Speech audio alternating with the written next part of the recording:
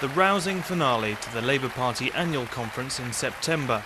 But behind the smiles, Gordon Brown has a mountain to climb if he's to extend his government's 12-year grip on power at next year's general election.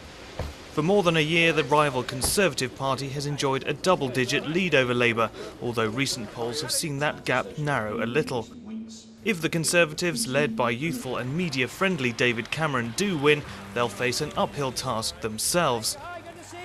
The biggest budget deficit since the war, the deepest recession since the war, social breakdown, political disillusionment.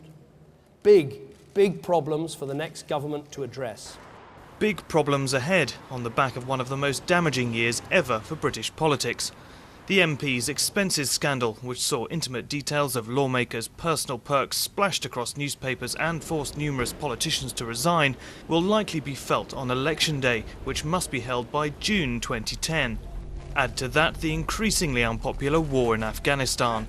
More than 100 British troops died there in 2009, making it the deadliest year for British forces since the Falklands War of 1982. But election campaigning is likely to be dominated by the economy.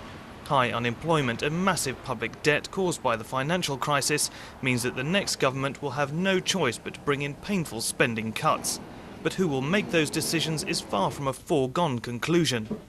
Anything can happen in politics, and the one predictable thing is that something will happen which we haven't been able to predict. Who knows what disasters might befall the Conservative Party? But if a turnaround in Labour's fortunes depended on a turnaround in the image and presentation of the Prime Minister, it's not going to happen.